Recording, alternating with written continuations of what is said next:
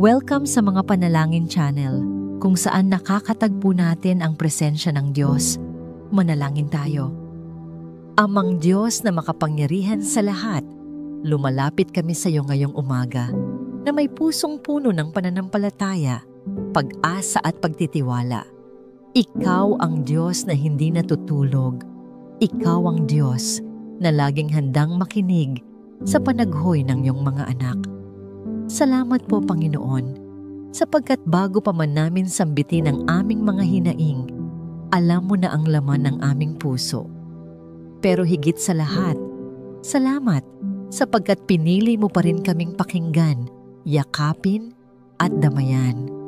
Panginoon, sa mga sandaling kami ay nanghihina, nararamdaman naming halos hindi na namin kaya. Minsan ang pasan namin ay sobrang bigat at ang mga tanong sa aming puso ay paulit-ulit. Diyos, naririnig mo pa ba ako? Naiintindihan mo ba ako? Ngunit ngayong oras na ito, pinapaalala mo sa amin ang iyong salita sa Salmo 34 talata 6. Nang humingi ng tulong ang dukha, siya'y dininig at iniligtas sa lahat ng kanyang mga problema. Salamat, O Diyos, dahil malinaw at tiyak ang iyong pangako. Ikaw ay nakikinig at ikaw ay kumikilos. Kapatid, kung may prayer request ka, i-comment mo at ito'y idudulog natin sa panalangin. Lord, salamat po sa bagong araw na binigay mo. Salamat dahil may panibagong pagkakataon na naman ako upang lumapit sa iyo, magtiwala sa iyo, at matuto mula sa iyo. Panginoon, aminado ako na hindi madali ang paglago sa pananampalataya. Minsan gusto ko na lang manatili sa komportableng estado, doon kung saan walang challenge, walang pruning, at walang tukso. Pero alam ko, Lord, na hindi yun ang plano mo para sa akin. Ang plano mo ay lumago ako, maging matatag, at maging kagaya ni Kristo sa aking isip, salita, at gawa. Tulungan mo ako, Lord, na huwag maging kampante. Huwag mong hayaan na manatili ako sa spiritual infancy. Katulad ng sabi sa iyong salita sa 1 Pedro 2 talata 2-3. Turuan mo akong maghangad ng purong gatas ng iyong salita. Katulad ng sanggol na laging naghahanap ng gatas, sana ganoon din ang gutom ng puso ko para sa Biblia. Sapagkat alam ko, Panginoon, na kung wala ang iyong salita, manghihina ako. Kung wala ang iyong salita, madali akong bumigay sa tukso. Kung wala ang iyong salita, hindi ako makakatayo sa oras ng pagsubok. Lord Jesus, gaya ng sabi mo sa Mateo 4 talata 4, hindi lang tinapay ang nagbibigay buhay, kundi bawat salita na nanggagaling sa bibig ng Diyos. Oo nga, Panginoon, pwedeng busog ang katawan ko, pero kung gutom ang kaluluwa ko, mahina ako.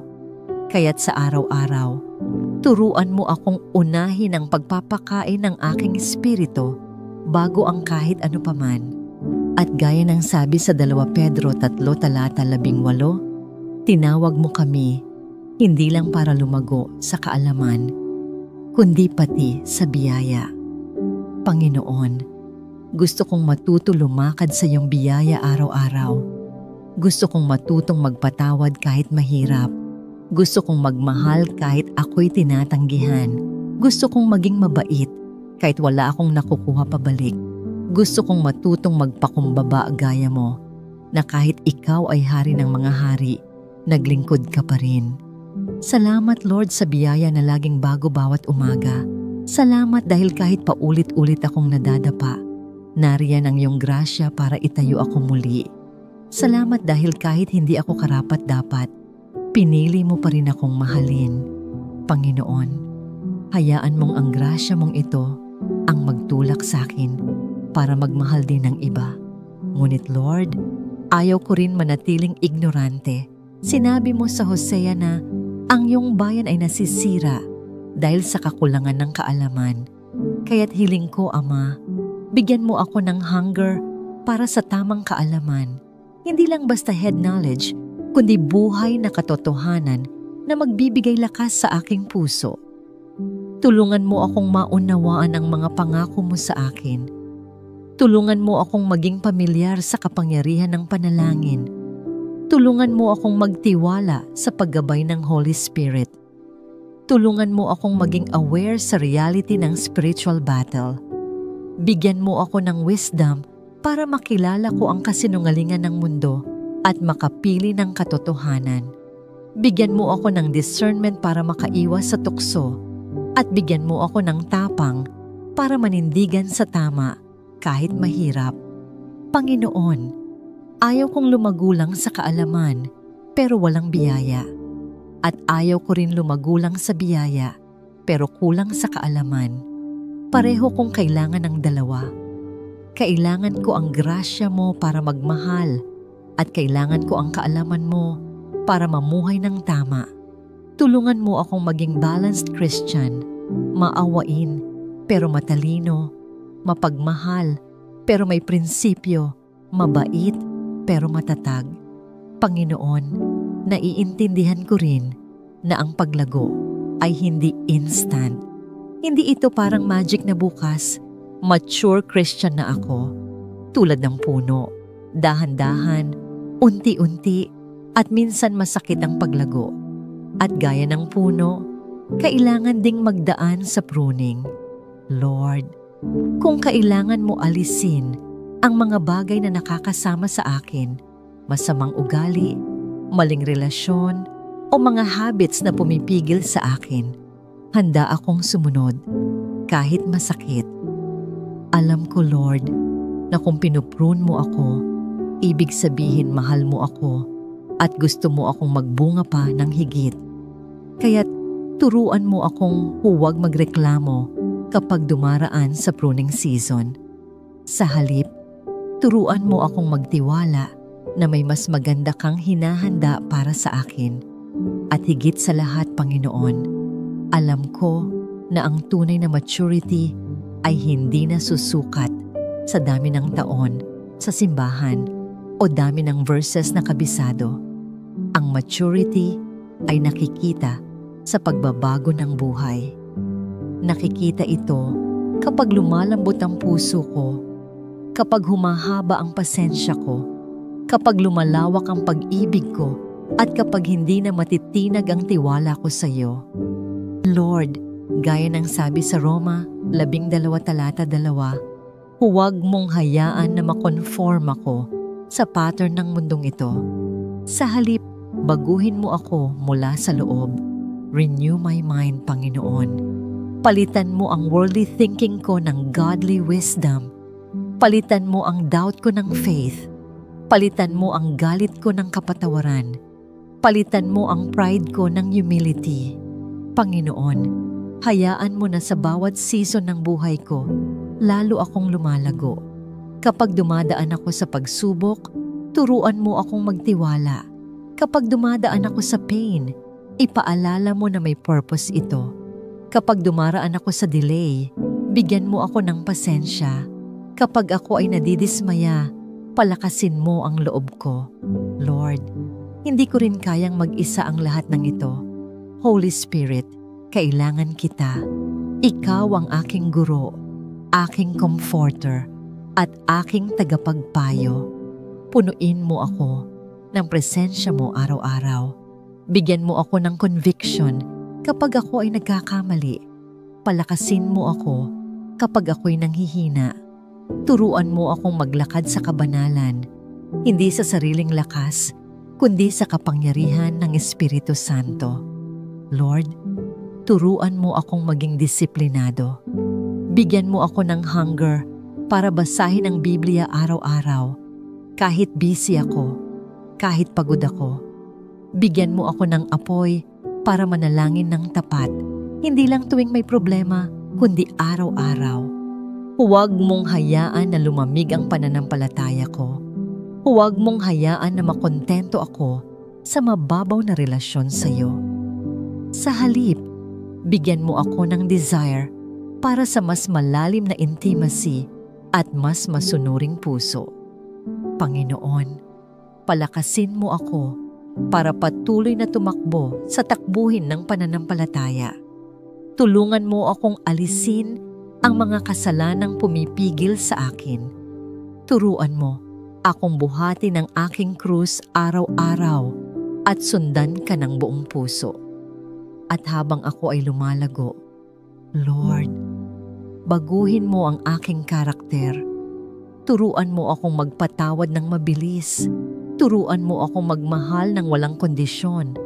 Turuan mo akong magpakita ng kabaitan kahit hindi ako nauunawaan at magpakita ng awa kahit sa mga taong nakasakit sa akin. Lord, hugisin mo ako araw-araw ayon sa larawan ni Kristo. Punuin mo ako ng pag-ibig mo para ito ang dumaloy sa buhay ko. Baguhin mo ang isip ko, linisin mo ang puso ko, at gawin mong malinaw ang motibo ko. Salamat, Panginoon, dahil kahit mahirap ang paglago, faithful ka na tatapusin ang mabuting gawa na sinimulan mo sa akin. Salamat dahil alam kong hindi mo ako iiwan. Salamat dahil sa iyo kaya kong magbago. Sa iyo kaya kong lumago. Sa iyo kaya kong maging bunga na magbibigay luwalhati sa pangalan mo. At ngayon, Panginoon, buong puso kong idinadalangin. Lord, help me grow into who you've called me to be. Tulungan mo akong maging Kristiyanong hindi lang marunong magsalita ng faith, kundi namumuhay ng may pananampalataya. Tulungan mo akong maging Kristiyanong hindi lang umaaten ng simbahan, kundi nababago araw-araw sa presensya mo. Tulungan mo akong maging Kristiyanong nagdadala ng ilaw sa dilim, nagbabahagi ng pag-asa sa mga nawawalan, at nagiging pagpapala sa lahat ng makakasama ko. Kapatid, kung may prayer request ka, i-comment mo at ito'y idudulog natin sa panalangin. Panginoon, salamat. Dahil kahit hindi laging madali ang buhay, nananatili kang tapat at mabuti. Panginoon, sa iyong salita sa awit 145 talata 9, sinabi mo na ang Panginoon ay mabuti sa lahat. Ang kanyang habag ay nasa lahat ng kanyang ginawa. Salamat. Dahil hindi mo nililimitahan ang iyong kabutihan. Hindi mo sinasabi na mabuti ka lang sa mga perpekto, sa mga malakas, o sa mga matapat. Sinasabi mo na ikaw ay mabuti sa lahat, sa mabait at sa matigas ang ulo, sa malakas at sa mahina, sa sumasamba at sa naliligaw ng landas. Salamat dahil kasama ako sa lahat na yon. Tunay nga, Panginoon, madalas naming sinasabi, God is good all the time and all the time God is good. Dati, parang isa lang itong paulit-ulit na kasabihan, pero habang tumatagal at dumarating ang iba't ibang karanasan, lalo kong naiintindihan na ito ay totoo. Ang kabutihan mo ay hindi isang slogan lang.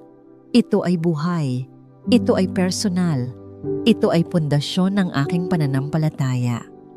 O Diyos, inaamin ko na may mga oras na hindi ko nararamdaman ang kabutihan mo. May mga panahon na ang panalangin ko ay tila walang sagot. May mga pagkakataon na ang paghihintay ay parang walang katapusan. At ang bigat ng buhay ay halos hindi ko na kayang pasanin. Pero sa kabila ng lahat, tinutulungan mo akong maalala na ang kabutihan mo ay hindi nakadepende sa aking nararamdaman. Ang kabutihan mo ay nakaugat sa kung sino ka at hindi nagbabago ang iyong likas na pagkatao. Panginoon, sa iyong salita rin sa awit 145 talata 8-11, ipinakilala mo ang iyong puso. Ikaw ay mapagbiyaya, mahabagin, matiyaga, mabait at mabuti sa lahat. Salamat dahil hindi ka sumusuko sa akin kahit paulit-ulit akong nagkakamali. Hindi mo ako iniiwan kahit bumibigay ako. Hindi ka napapagod sa paulit-ulit kong kahinaan. Sa halip, muli at muli, inaalok mo ang iyong bukas na mga kamay at sinasabi, bumalik ka sa akin.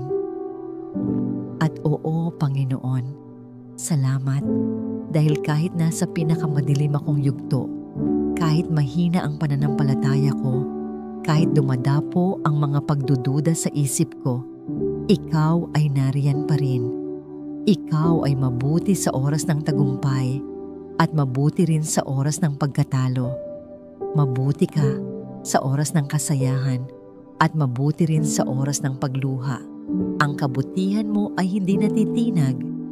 Gayunpaman, Ama, inaamin ko na mahirap tanggapin minsan kapag ang sagot mo sa aking panalangin ay hindi o hindi pa ngayon. May mga pagkakataon na ang trabaho na inaasam ko ay hindi natuloy. May mga relasyon na nawala. May mga oportunidad na biglang nagsara. Sa mga sandaling iyon, akala ko ay iniwan mo ako o hindi mo ako pinapakinggan.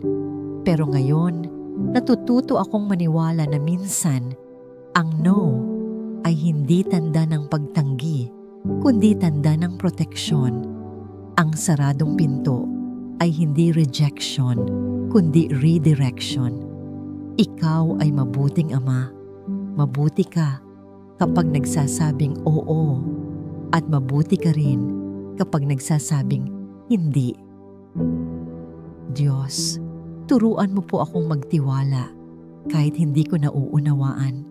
Turuan mo akong masabi, Panginoon, hindi ko gets, pero naniniwala ako na mabuti ka pa rin dahil ang pananampalataya ay hindi tungkol sa pagkakaintindi sa lahat ng nangyayari, kundi tungkol sa pagtitiwala sa iyo kahit walang kasiguraduhan.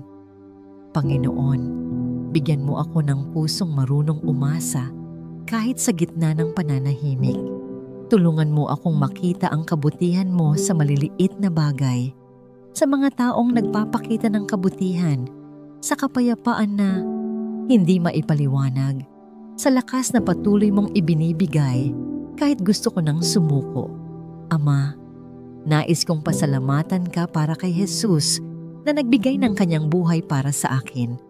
Hindi siya dumating para sa perpekto, kundi para sa makasalanan, para sa mahina, para sa naliligaw, at kabilang ako doon. Salamat dahil hindi mo ako hinintay na maging tama bago mo ako mahalin. Salamat dahil pinili mo ang krus, pinili mo ang sakripisyo, at pinili mo akong iligtas. Walang katumbas ang pag-ibig mo, Panginoon. Banal na Espiritu, inaanyayahan kitang pumasok sa bawat sulok ng aking puso. Siyasatin mo ako. Alisin mo ang mga pagdududa, takot, at kasinungalingan. Palitan mo ito ng katotohanan ng Diyos. Tulungan mo akong makita na minsan, ang pinakadakilang kabaitan ng Diyos ay nasa anyo ng no. Minsan ang paghihintay ay paghahanda. Minsan ang saradong pinto ay proteksyon. Bigyan mo ako ng uri ng pagtitiwala na nagsasabing, kahit hindi ko alam, naniniwala ako na mabuti pa rin ang Diyos. Panginoon, salamat dahil tinatawag mo akong mahalaga, tinatawag mo akong anak, tinatawag mo akong pinatawad at tinubos. Salamat sa iyong pangako na sa iyong presensya may kapahingahan ako. Hindi ko kailangang magpanggap, hindi ko kailangang magkunwaring malakas. Sa presensya mo, ako ay ganap na kilala at ganap na minamahal. Ikaw ang aking taguan, aking kanlungan, aking kapayapaan. Sa gitna ng unos, turuan mo akong mamuhay araw-araw na may pagkamangha na minamahal mo ako. Tulungan mo akong magtiwala kahit ang panalangin ko ay matagal bago masagot. Tulungan mo akong manatiling naniniwala kahit ang kinalabasan ay hindi ayon sa plano ko. Tulungan mo akong manatiling nagpapasalamat kahit minsan ang sagot ay hindi ko inaasahan. Dahil ang totoo, Panginoon, mabuti ka pa rin, lagi at magpakailanman.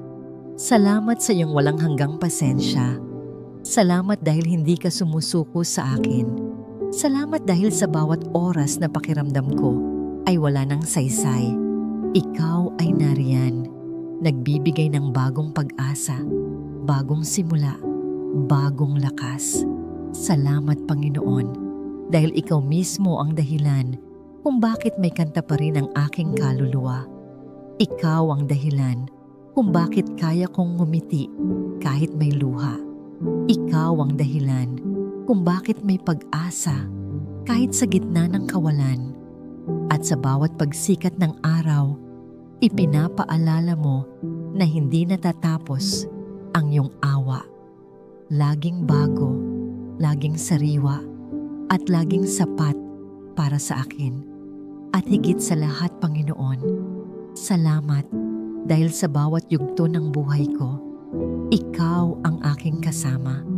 Kapag ako ay masaya, ikaw ang dahilan ng aking ngiti. Kapag ako ay umiiyak, ikaw ang umaakay at umaaliw. Kapag ako ay nagtatagumpay, ikaw ang nagbibigay ng lakas. Kapag ako ay nadadapa, ikaw ang umaangat sa akin at nagsasabing, "Anak, hindi pa tapos ang kwento mo." Salamat dahil ang kabutihan mo ay hindi lang sa isang araw o isang season, kundi magpakailanman. Kaya ngayon, Diyos, isinusuko ko muli ang aking buhay sa iyo. Ikaw ang may hawak ng lahat. Ikaw ang nakakaalam ng lahat. Gawin mo ang kalooban mo sa akin. Kahit hindi ko makuha ang lahat ng sagot, sapat nang malaman kong ikaw ay mabuti. Ikaw ay tapat. Ikaw ay makapangyarihan. Ikaw ay Diyos na kailanman ay hindi nagbabago.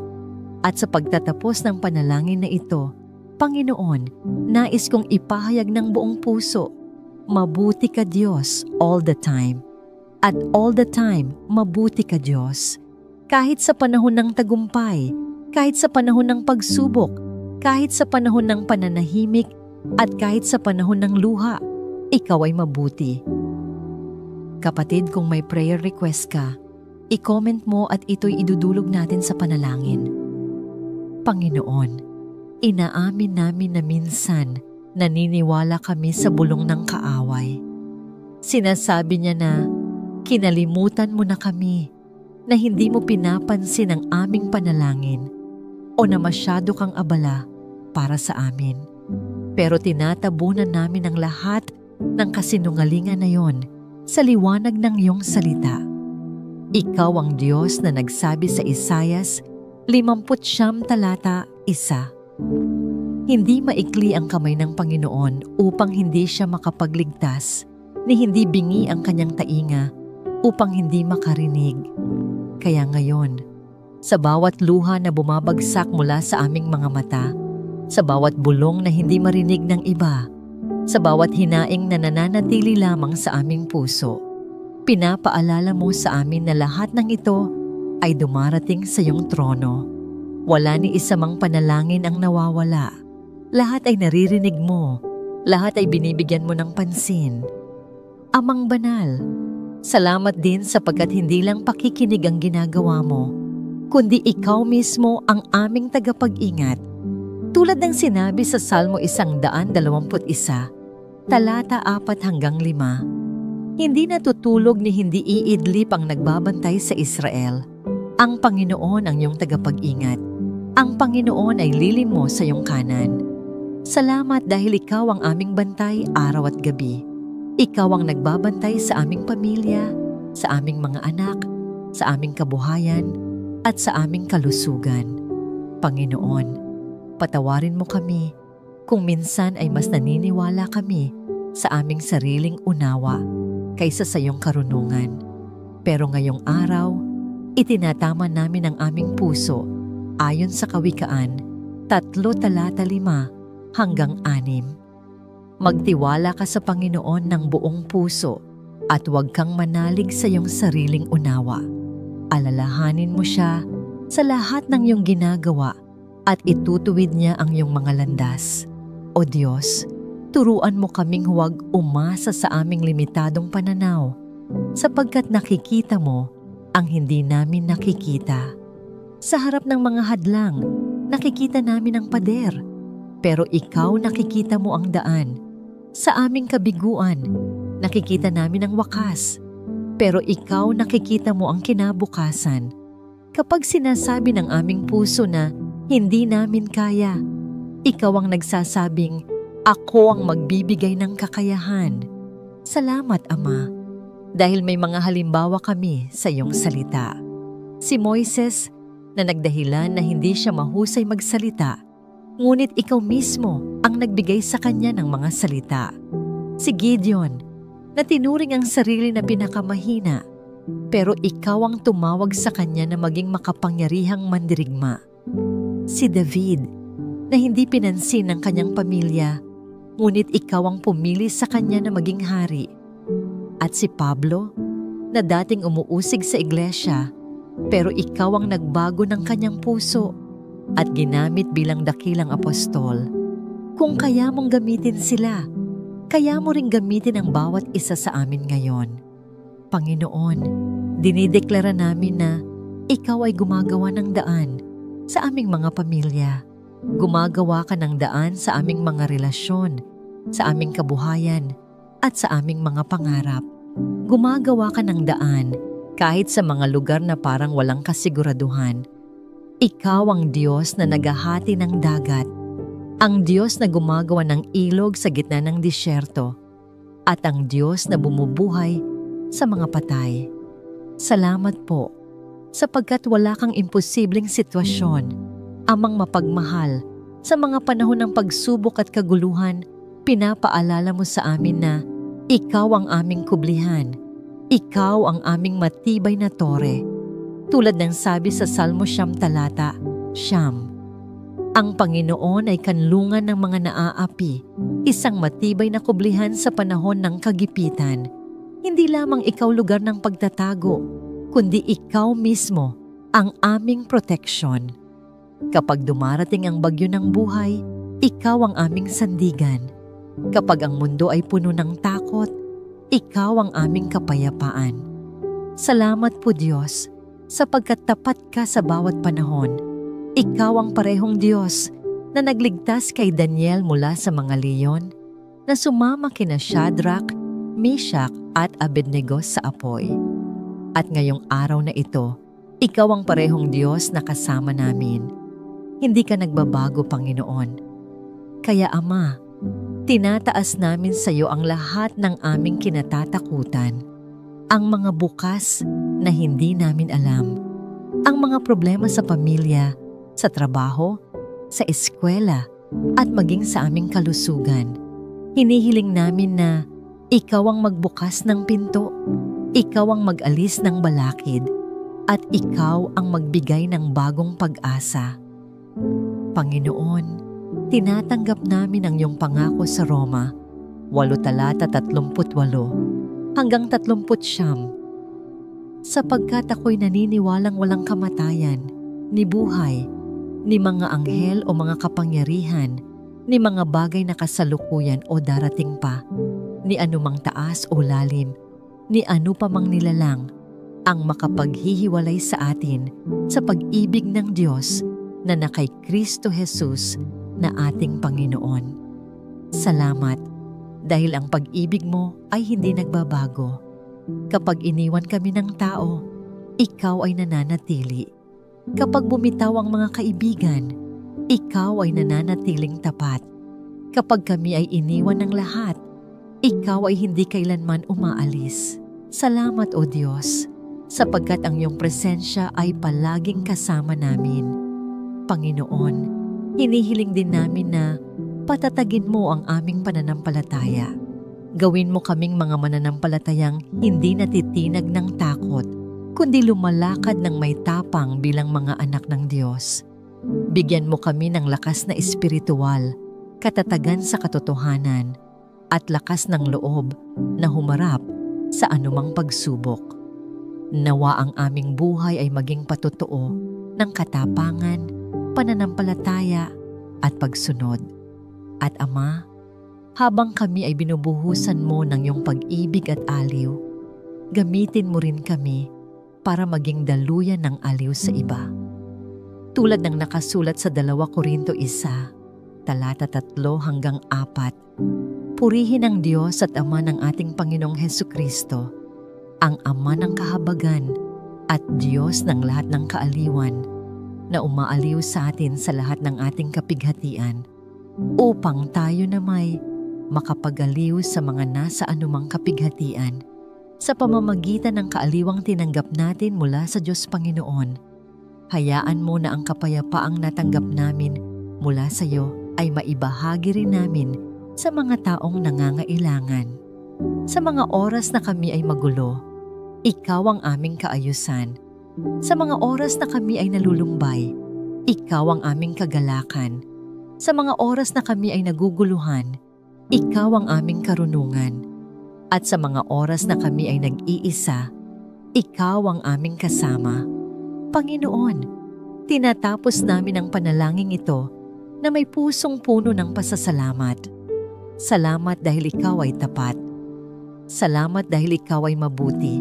Salamat dahil ikaw ay Diyos na laging kasama at kailanman ay hindi nagkukulang. Lord, kumakapit ako sa pangakong yon.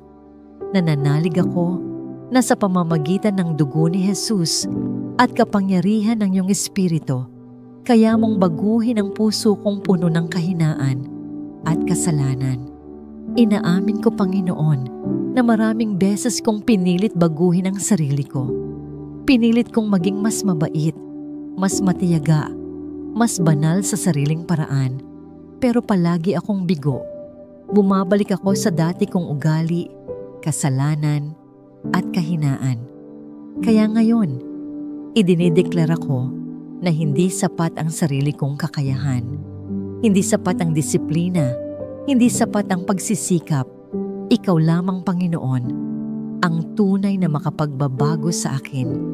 Kaya't sinasabi ko, Lord, wala na akong ibang panghahawakan kundi ikaw. Wala na akong ibang aasahan kundi ang biyaya mo. Basagin mo ang aking puso at gawin mo itong bago. Salamat sa himala ng iyong biyaya, Panginoon. Sa kabila ng katigasan ng aking puso, hindi mo ako pinabayaan. Minahal mo ako, tinawag mo ako, at binigyan mo ng bagong simula. Salamat, dahil hindi mo lang inayos ang lumang puso, kundi pinalitan mo ito. Binago mo ang aking pag-iisip at espiritu. Dahil dito, may pag-asa ako. Hindi ko na kailangang manatiling alipin ng kasalanan. Hindi ko na kailangang maging biktima ng aking kahinaan. Kay Kristo, may bago akong buhay. Salamat din, Panginoon, sa kapangyarihan ng iyong ebanghelyo. Hindi lang ito salita o kwento, kundi kapangyarihan na nagbibigay ng kaligtasan. Hindi lang ito tungkol sa langit pagkatapos ng kamatayan, kundi bagong buhay habang nabubuhay. Sa bawat araw, may kapangyarihan kang baguhin ako. Kaya ngayon, idinadalangin ko, ipagpatuloy mo ang gawaing iyon sa aking puso. Turuan mo akong lumakad sa kabanalan. Hindi man ako magiging perpekto, alam kong ikaw ang magpapabanal sa akin. Lord, alisin mo sa akin ang lahat ng natitirang pride, galit, inggit at maling hangarin. Linisin mo ako at punuin ng Espiritu mo. Turuan mo akong mahalin ang tama at talikuran ang mali. Bigyan mo ako ng pusong handang sumunod kahit mahirap, kahit masakit, kahit hindi komportable. Tulad ng panalangin ni David sa Awit 51 talata 10. Lumikha ka sa akin ng malinis na puso, O Diyos, at magbago ka ng matatag na espiritu. Lord, gawin mo akong bago araw-araw. Huwag mong hayaan na manatili ako sa dati. Hayaan mong lumago ako at mas lalong maging kawangis ni Jesus. Alam kong ang pagbabago ay hindi overnight. Tulad ng buto na dahan-dahang nagiging puno, ganoon din ang paglago ko. Kaya bigyan mo ako ng tiyaga at disiplina na manatili sa salita mo, maging tapat sa panalangin at sumunod sa Espiritu. Turuan mo rin akong maging maunawain sa iba, dahil lahat kami ay nasa proseso ng pagbabago. Lord, maraming tukso sa mundo. Ang kasalanan ay laging kumakatok. Ang makamundong pagnanasa, pride at galit ay laging nariyan. Pero salamat dahil hindi na ako alipin ng mga ito. May kapangyarihan na akong tumanggi dahil ang Espiritu mo ang nagbibigay ng lakas. Kaya idinideklara ko ngayon, ako ay malaya sa pangalan ni Jesus. Hindi na ako alipin ng nakaraan. Ako ay bagong nilalang kay Kristo. Ang luma ay lumipas at ang bago ay dumating. Panginoon, salamat sa iyong salita na parang apoy at martilyo gaya ng Jeremias 23 talata 29. Hayaan mong ang salita mo ay maging apoy na sumusunog sa pride, galit at kasakiman sa puso ko. Hayaan din na ito'y maging martilyo na babasag sa lahat ng matigas na bahagi ng aking puso. Basagin mo ang mga pader ng pagiging matigas ang ulo. Basagin mo ang mga stronghold ng kasalanan at buuin mo ako ayon sa iyong kalooban. O Diyos, ayaw kong manatili sa dati. Gusto kong araw-araw maging kawangis ni Jesus. Kaya't gawin mo akong banal, masunurin at tapat. Bantayan mo ako laban sa pride at sa paghahangad ng papuri ng tao. Turuan mo akong itaas si Kristo at hindi ang sarili ko. Lahat ng ginagawa ko ay para sa iyong kaluwalhatian. Alam ko, Panginoon, na hindi lang para sa akin ang ebanghelyo. Hindi mo ako binago para manatiling tahimik. Tinawag mo ako upang ipahayag ang mabuting balita. Sinabi mo sa Marcos 16 talata 15, humayo kayo sa buong mundo at ipangaral ang ebanghelyo. Kaya hinihiling ko, bigyan mo ako ng tapang na ibahagi ang iyong salita. Bigyan mo ako ng compassion sa mga nawawala, wisdom kung paano magsalita, at lakas ng loob kahit mahirap. Gamitin mo ang aking buhay bilang patotoo ng iyong kapangyarihan. Hayaan mong makita ng tao si Jesus sa akin, sa salita, sa gawa at sa pamumuhay. Panginoon, iba-iba ang tawag mo sa bawat isa. May tinawag kang mangaral, magturo, magbigay, maglingkod at manalangin. Ano man ang tawag mo sa akin, hayaan mong gawin ko ito ng buong puso. Kung magsasalita, bigyan mo ako ng tapang. Kung magbibigay, bigyan mo ako ng resources. Kung maglilingkod, bigyan mo ako ng lakas. Kung mananalangin, bigyan mo ako ng consistency at katapatan. Lord, gamitin mo ako sa anumang paraan na makapagpapalago ng iyong kaharian. Hindi para sa akin, kundi para sa iyo. At ngayon, Panginoon, bantayan mo ang puso ko habang naglilingkod. Huwag mong hayaang mahulog ako sa tukso ng kayabangan o pagkilala. Paalalahanan mo ako na lahat ng kaluwalhatian ay para sa iyo lamang. Turuan mo akong magpakumbaba at maglingkod ng may dalisay na puso. Panginoon, dinideklara ko na hindi ako mahihiya sa ebanghelyo. Hindi ako mahihiya sa pagbabago na ginawa mo sa aking buhay. Hindi ako mahihiya sa iyong salita. Kahit pagtawanan ako ng mundo, Panginoon, handa akong magsisi, magbago, sumunod at magsakripisyo. Turuan mo akong buhatin ang aking krus araw-araw at sundan ka saan mo man dalhin.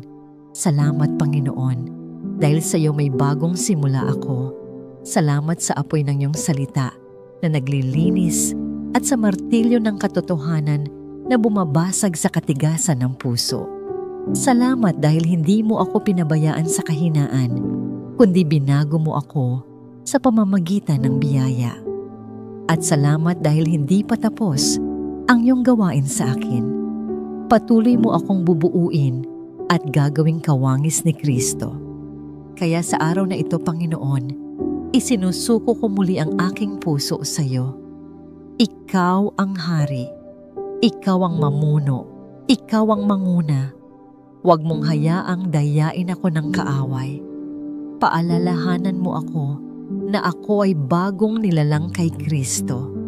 Ang luma ay lumipas at ang bago ay narito na. Salamat, Panginoon, sa biyaya ng pagbabago, sa kapangyarihan ng Espiritu at sa iyong pag-ibig na walang hanggan. Kapatid, kung may prayer request ka, i-comment mo at ito'y idudulog natin sa panalangin. Panginoon, ako'y lumalapit sa iyo ngayon na may pusong mapagpakumbaba. Hindi dahil ako'y karapat-dapat, kundi dahil alam ko na ako ay tinawag, minahal at pinagpala. Hindi dahil sa sarili kong gawa, kundi dahil sa iyong dakilang pag-ibig. Ang pag-ibig mo, Panginoon, ay hindi gaya ng pag-ibig ng tao na may hangganan, na nagbabago depende sa aming kalagayan o sa aming pagganap. Ang pag-ibig mo ay walang hanggan, walang kondisyon, at hindi kailanman nagmamaliw. Salamat po, Ama, sa araw na ito. Salamat na muli akong nagising, humihinga, nakakaunawa, nakakatayo. Salamat sa bagong pag-asa na dala ng bagong umaga. Salamat sa kaligtasan, sa biyaya, at sa kapatawaran na lagi mong handang ipagkaloob. Salamat sa pamilya ko, sa mga kaibigan ko, at sa mga mahal ko sa buhay. Salamat sa mga simpleng bagay na madalas kong nakakaligtaan. Ang hangin na aking nilalanghap, ang tubig na aking iniinom, ang pagkain na nasa harapan ko, at ang kakayahang mabuhay pa sa araw na ito. Panginoon, tunay ngang napakadakila ng iyong pag-ibig. Sabi sa iyong salita sa isa, Juan 4:8, Diyos ay pag-ibig. Hindi lamang ito isang aksyon na ginagawa mo, kundi ito mismo ang iyong pagkatao. Ang lahat ng bagay na ginagawa mo, lahat ng pagpapala, lahat ng disiplina, lahat ng plano, ay nanggagaling mula sa iyong dalisay na pag-ibig. At kami, bilang iyong mga anak, ay patuloy na nakakaranas nito araw-araw. At kung minsan, Lord, hindi ko naiintindihan kung bakit ganito kalalim, kalawak, at kataas ang iyong pag-ibig. Pero sa Juan 3:16, malinaw na malinaw. Sapagkat gayon na lamang ang pag-ibig ng Diyos sa sanlibutan na ibinigay niya ang kanyang bugtong na anak upang ang sino mang sumampalataya sa kanya ay hindi mapahamak kundi magkaroon ng buhay na walang hanggan. Lord, sino ba ako para ibigay mo ang iyong anak para sa akin? Sino ba ako para pag-alayan mo ng sakripisyo at dugo? At gayon pa man, ginawa mo ito. Hindi dahil mabuti ako, kundi dahil mabuti ka. Hindi dahil karapat-dapat ako, kundi dahil karapat-dapat ka sa lahat ng pagpupuri at pasasalamat. Jesus, salamat dahil pinili mong bumaba mula sa langit para iligtas ako. Pinili mong maghirap, ipako sa krus, at akuin ang lahat ng kasalanan ko. Hindi mo ako hinintay na maging perpekto bago mo ako mahalin. Minahal mo ako nung ako'y makasalanan pa, nung ako'y tumatalikod pa, nung ako'y nagkakamali at naliligaw pa. Salamat, Lord, dahil hindi mo ako tinanggihan kahit kailan. Hindi mo ako iniwan kahit noong iniwan ako ng iba. Hindi mo ako tinakwil kahit noong paulit-ulit akong bumagsak. Sa halip, lagi mong pinaaalala, mahal kita, anak. Walang makapaghihiwalay sa iyo sa aking pag-ibig. Panginoon, ang iyong pag-ibig ay hindi lamang basta emosyon. Ito ay aksyon. Ito ay pag-alay. Ito ay sakripisyo. Ito ay pagtitiis. At ito rin ay pagbabago. Oo, mahal mo ako kung sino ako ngayon. Pero dahil mahal mo ako, hindi mo ako hinahayaang manatili sa dati kong sarili. Ang iyong pag-ibig ay nagtutulak sa akin na magsisi, magbago, at lumapit ng mas malapit sa iyo. Kaya ngayong umaga, Lord, ipinapaubaya ko sa iyo ang lahat ng bahagi ng aking buhay, ang aking puso, isip, katawan, plano, pangarap, at maging ang aking mga kahinaan at kasalanan. Linisin mo po ako, baguhin mo ako, tulungan mo akong maging mas katulad mo. Jesus, salamat din Lord, dahil alam mo ang aking buong pagkatao. Sabi sa Jeremias 1:5, bago pa man kita inanyuan sa sinapupunan, kilala na kita. Bago ka pa man isinilang, itinalaga na kita. Lord, bago pa man ako magkamalay, kilala mo na ako.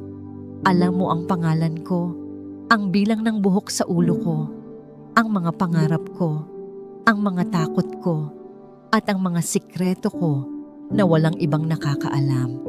At sa kabila ng lahat ng ito, kahit ang mga bahaging hindi maganda, kahit ang mga kahihiyan at kasalanan ko, pinili mo pa rin akong mahalin.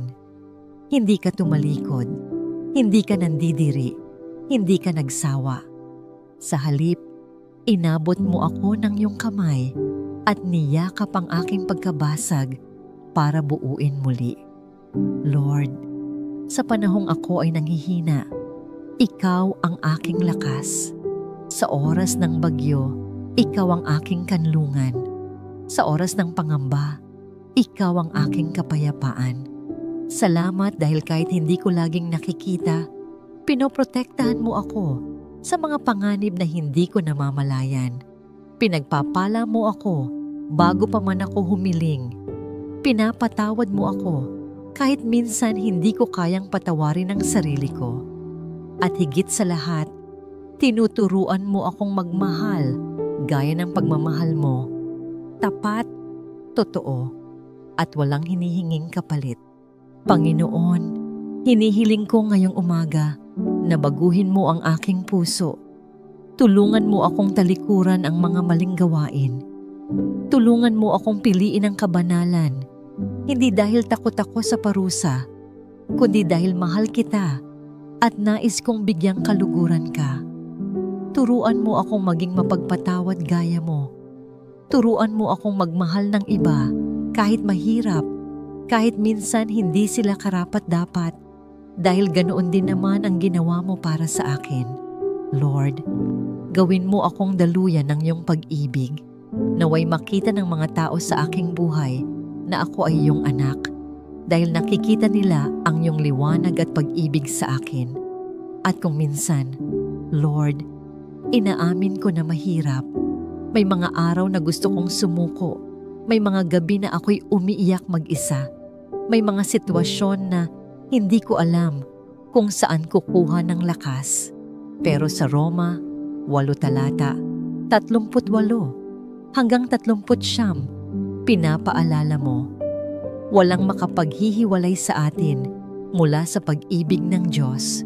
Hindi kamatayan, hindi buhay, hindi kasalukuyan, hindi hinaharap, wala ni anong kapangyarihan, wala ni anumang nilikha ang makakapaglayo sa amin mula sa iyong pag-ibig na nasa kay Kristo Jesus. Lord, sa katotohanan ito, ako ay kumakapit.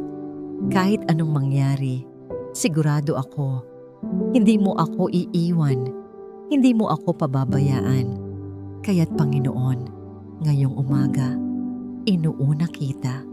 Inuuna ko ang iyong presensya, inuuna ko ang iyong pag-ibig, at humihiling ako na samahan mo ako sa buong araw na ito.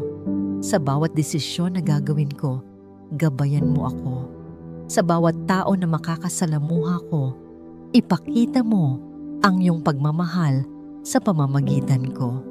Sa bawat problema na darating, ipaalala mo na mas malaki ka kaysa dito. At sa bawat tagumpay na aking makakamtan, tulungan mo akong ibalik sa iyo ang lahat ng papuri at kaluwalhatian.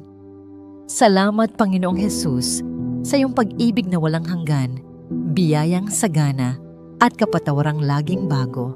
Salamat sa pananampalatayang nagbibigay lakas at sa Espiritu Santo na gumagabay sa akin araw-araw.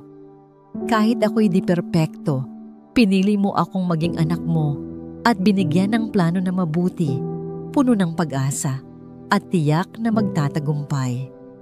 Ama, itinataas ko rin ang lahat ng kapatid kong nakikinig at nakikiisa. Naway maranasan nila ang iyong dakilang pag-ibig. Hipuin mo ang kanilang puso at damhin nila ang iyong kapayapaan. Palitan mo ng kaginhawahan ang bigat na kanilang dinadala.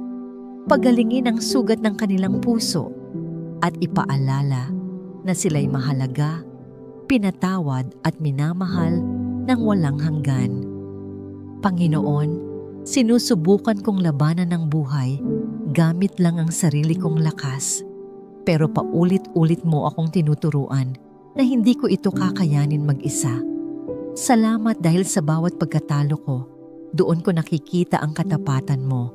Sa bawat kahinaan ko, doon ko natutuklasan ang iyong kalakasan. At sa bawat luha ko, doon ko nararamdaman ang iyong pagyakap.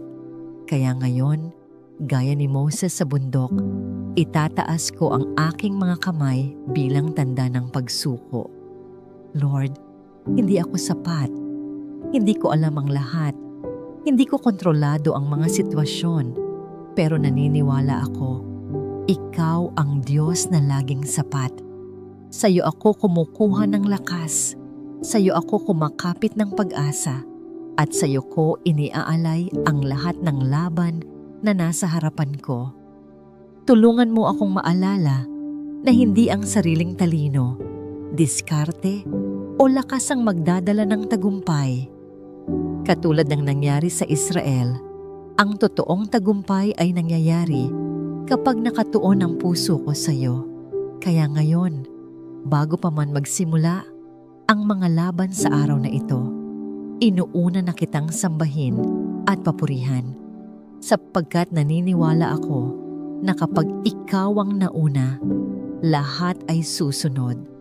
Panginoon, kung minsan, parang si Moses din ako, napapagod. Nagsisimula akong manalangin ng may sigla, pero habang tumatagal, nanghihina ako. Ang mga kamay kong nakataas, bumababa. Ang mga salitang puno ng pananampalataya, napapalitan ng pagdududa. Ang apoy ng pagsamba, minsan ay tila nagiging abo.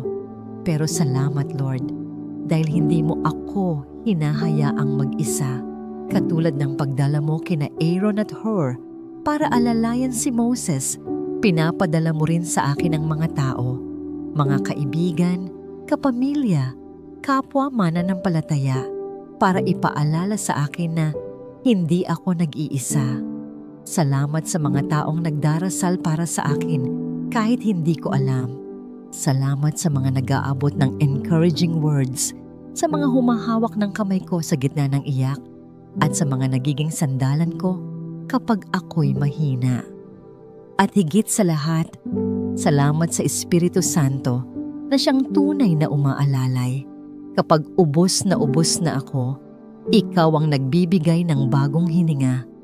Kapag ang puso ko ay puno ng bigat, ikaw ang nagpapaluwag nito. Kaya ngayong umaga, sinasabi ko, Holy Spirit, punuin mo ako muli. Palakasin mo ako. Itaas mo ako, Lord.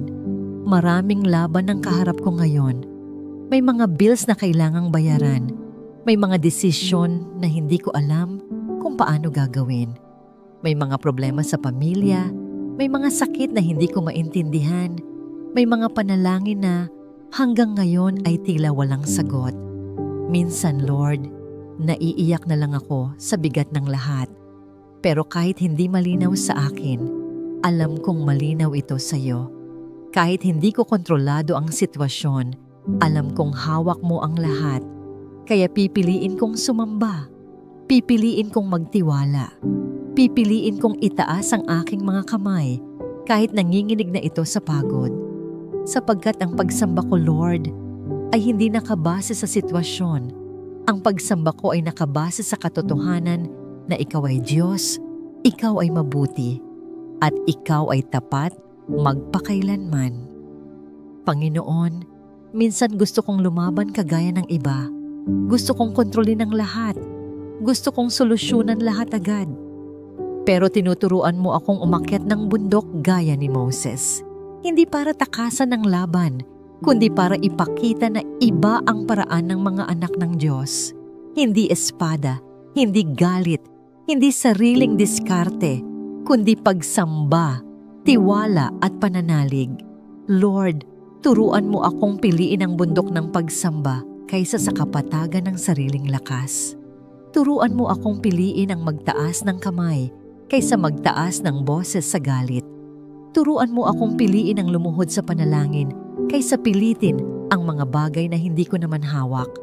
Diyos, salamat dahil tinatanggap mo ang pagsamba ko kahit hindi ito perpekto, kahit may halong pagod, may halong tanong, at may halong iyak.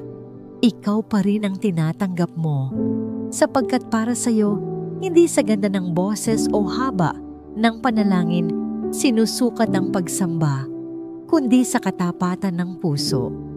Ngayon, Lord, sinasabi ko, kahit hindi ko naiintindihan, magtitiwala pa rin ako. Kahit may sakit sa puso, pupurihin pa rin kita. Kahit hindi ko alam kung kailan darating ang sagot, patuloy kong itataas ang iyong pangalan. Lord, baka may nanonood o nakikinig ngayon na kagaya ko, napapagod, nawawalan ng lakas, parang susuko na. Dalangin ko, abutin mo siya ngayon. Palibutan mo siya ng iyong kapayapaan. Ipaalala mo sa kanya na hindi siya nag-iisa. At higit sa lahat, punuin mo siya ng tapang at lakas na galing sa iyo. Kung kami man ay nasa bundok ng tagumpay o nasa lambak ng pagsubok, ikaw pa rin ang aming pupurihin. Sapagkat alam namin, Lord, hindi mo kami iiwan. Ang laban ay hindi amin, kundi iyo. At dahil ikaw ay Diyos na hindi kailanman natatalo, siguradong may tagumpay kaming makakamtan. Panginoon, maraming Pilipino ngayon ang dumadaan sa mabibigat na laban. Mga magulang na nagtatrabaho abroad para lang may maipadala sa pamilya. Mga kabataang nag-aaral kahit kulang ang pera pambayad ng tuition. Mga manggagawang pagod araw-araw pero hindi sapat ang sahod. Mga nanay na nag-aalaga ng anak na may sakit. Mga tatay na naghahanap ng trabaho. Mga estudyanteng naliligaw ng landas. Lord, abutin mo po silang lahat. Ipaalala mo sa kanila na hindi sila nag-iisa sa kanilang laban dahil ikaw ay Diyos na sumasama at nagtatagumpay para sa kanila. Lord, naway maging liwanag ka sa gitna ng kadiliman ng aming bayan. Sa gitna ng kaguluhan, ikaw ang kapayapaan. Sa gitna ng kahirapan, ikaw ang tagapagkaloob. Sa gitna ng kawalan ng hustisya, ikaw ang katuwiran. Sa gitna ng pagkakawatak-watak, ikaw ang nagbubuklod. Naway makita ka ng bawat Pilipino bilang tanging pag-asa. Lord, gawin mo akong tao ng pagsamba. Naway sa tuwing may laban, una kong reaksyon ay hindi takot, kundi pananalangin. Hindi pagdududa, kundi pagsamba. Naway ang puso ko ay manatiling nakatuon sa iyo at ang aking mga kamay ay palaging nakataas bilang tanda ng pagtitiwala. At kung sakaling mapagod akong muli, paalalahanin mo ako na hindi ko kailangang mag-isa, na andyan ang komunidad ng mga mananampalataya at higit sa lahat, andyan ka para magbigay ng bagong lakas. Panginoon, inaangkin ko ang kapayapaan mo. Inaangkin ko ang tagumpay na galing sa iyo. Inaangkin ko ang biyaya at kalakasan na sapat para sa bawat araw. At higit sa lahat, inaangkin ko ang katotohanan na mahal mo ako at iyon ang pinakamalaking dahilan para patuloy akong sumamba. Kaya ngayon, sa umagang ito, buong puso kong sinasabi, Lord, Ikaw ang Diyos ng aking laban. Ikaw ang Diyos ng aking pamilya. Ikaw ang Diyos ng aking kinabukasan. Ikaw ang Diyos ng aking buong buhay. Salamat dahil hindi mo ako iniiwan. Salamat dahil tapat ka. Salamat dahil sa bawat taas ng kamay at bawat bugso ng papuri, kumikilos ang langit. Salamat sa mga panalangin na sinasagot mo at salamat din sa mga panalangin na hindi pa sinasagot dahil alam mo ang tamang oras.